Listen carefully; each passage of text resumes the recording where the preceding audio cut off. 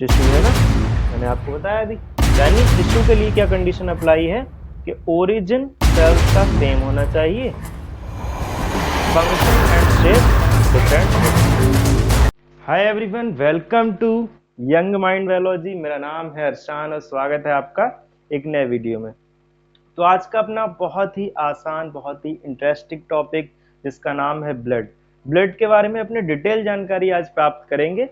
और यदि आप इस चैनल पर नए हैं तो प्लीज़ चैनल को सब्सक्राइब कीजिएगा, और मेरा अदर चैनल अर्शान क्लासेस को यदि आप जानते हैं तो बहुत अच्छी बात है, नहीं जानते हैं तो आप उसको भी सब्सक्राइब कर सकते हैं, क्योंकि मैं उस पर भी थोड़ी बहुत वीडियो बहुत बहुत अलग अलग टॉपिक पर बहुत बहुत अच्छी अपलोड करता रहता हूँ।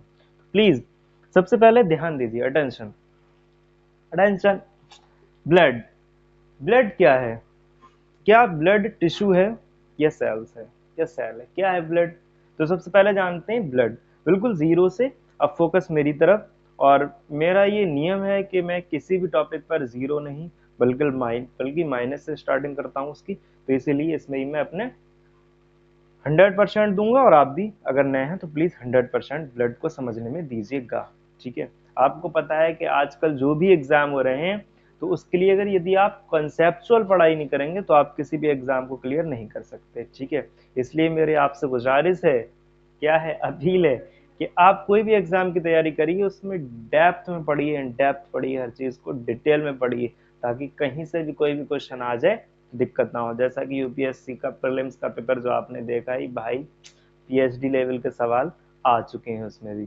तो मतलब किसी भी एग्जाम की यदि आप तैयारी कर रहे हैं तो मेरे आपसे अपील है कि बिल्कुल डिटेल में पढ़ो हर चीज़। मतलब ऐसा नहीं कि ऊपर ऊपर से पढ़ के चले गए, पानी के अंदर भी डूबना होता है, पानी के ऊपर ऊपर से नहीं आना। यानी सिलेबस में अंदर तक छलांग मारनी है, तब काम बन पाएगा, नहीं तो कुछ नहीं होगा, ऊपर ऊपर से तो सभी तैर रहे हैं। ठीक है, अब आते हैं मेन पॉइंट पर। बहुत होगी बकवास, बकवास नहीं, थोड़ा सा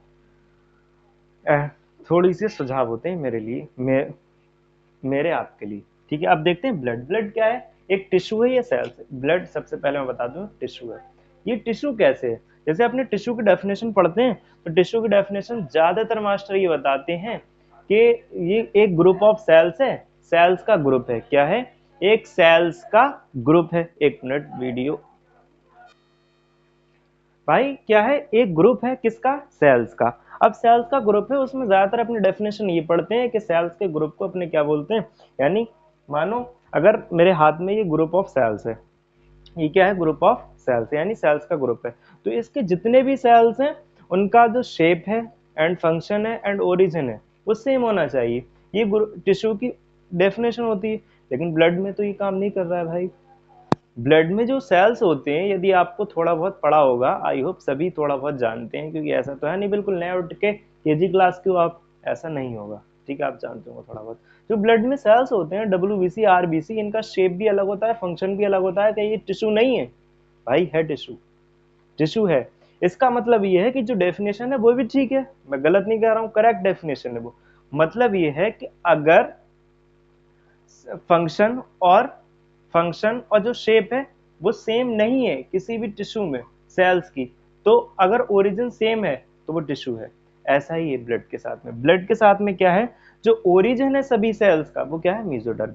यानी सभी सेल्स का जो ओरिजिन है वो सेम है, फंक्शन एंड शेप डिफरेंट हो सकते हैं। ठीक है, तो आपको ये समझ में आना चाहिए कि मतलब टिश्यू अपने किसे बोल सकते हैं, उसको तो नॉर्मली बोलते ही जिनका शेप और फंक्शन और ओरिजिन सेम होता है उनको तो अपने टिश्यू बोलते हैं। लेकिन ये भी ध्यान रखना है, यदि शेप फंक्शन डिफरेंट है किसी सेल्स के ग्रुप का और ओरिजिन उन सेल्स का सेम है, तो वो क्या कहलाएगा? टिश्यू कहलाएगा। ठीक है, ये आप ध्यान से समझ लीजिए बात को, क्योंकि ब्लड में ऐसा हो सकता है कि भाई ये ब्लड में सेल्स का फंक्शन भी अलग है और शेप भी अलग है, ओरिजिन सेम है, तो क्या ये टिश्यू है? बिल्कुल है। तो मैंने आपको कंडीशन बता दी कि टिश्यू अपने उसको बोल सकते हैं जिसका सेल्स का ओरिजिन सेम होना चाहिए, फंक्शन एंड शेप अलग अलग हो सकता है। ठीक है, अभी हो गया अपना ब्लड का टिश्यू। तो क्या है? ये ब्लड टिश्यू है, टिश्यू है ना, मैंने आपको बताया अभी।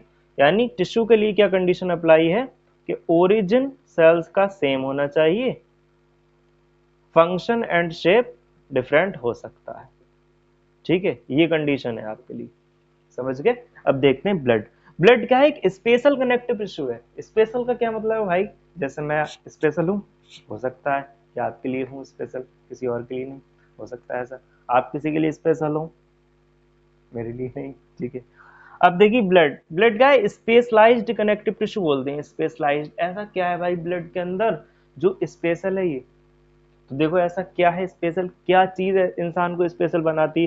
जैसे कि कोई भी व्यक्ति है, वो स्पेशल क्यों हो सकता है, क्योंकि वो पढ़ाई में अच्छा है, देखने में अच्छा है, बहुत सी क्वालिटीज हैं उसमें, इसलिए स्पेशल है वो। आपके लिए, मेरे लिए, किसी के भी लिए। बहुत से टीचर ऐसे होते हैं स्पेशल क्यों, टीचर तो सभी हैं। केजी क्लास को पढ़ा रहा है वो भी टीचर है, सेकंड क्लास को पढ़ा रहा है वो भी टीचर है, ग्रेजुएशन को पढ़ा रहा है वो भी टीचर है, यूपीएससी के स्टूडेंट्स को पढ़ा रहा है वो भी, एस्पिरेंट्स को पढ़ा रहा है वो भी टीचर है। लेकिन अंतर तो है ना, कुछ क्वालिटीज का अंतर है, स्पेशल है ना, कुछ कुछ तो स्पेशल है। जैसे कि एक बहुत ही बेहतरीन जाने माने टीचर विकास देव विकृति सर, बहुत ही बेहतरीन टीचर है, वो भी एक शिक्षक है, और ये प्राइवेट स्कूलों में पढ़ा रहे हैं, बहुत सम्मानजनक होते हैं सभी भाई, सभी टीचर, सभी का मैं रिस्पेक्ट करता हूँ, बहुत से रिस्पेक्ट करता हूँ सभी टीचर्स का। तो वो भी एक टीचर है, लेकिन स्पेशल क्या है, विकास सर में कुछ तो स्पेशल है जो और टीचर्स में नहीं है, जो मुझ में नहीं है।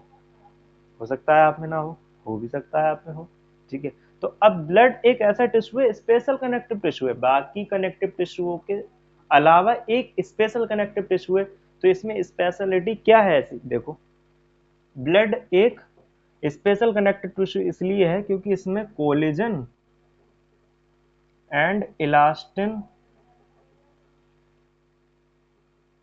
फाइबर प्रोटीन अब्सेंट होता है भाई। कोलेजन और इलास्टिन के फाइबर जो होते हैं ना, कोलेजन और इलास्टिन फाइबर प्रोटीन अब्सेंट होते हैं इसमें, ठीक है। तो इसीलिए स्पेशल है। हर एक लाइन को ध्यान से समझो, तभी काम बन पाएगा, नहीं तो कुछ नहीं होगा। कनेक्टिव टिश्यू है, ओरिजिन क्या है, मेसोडर्म में इसका, ठीक है।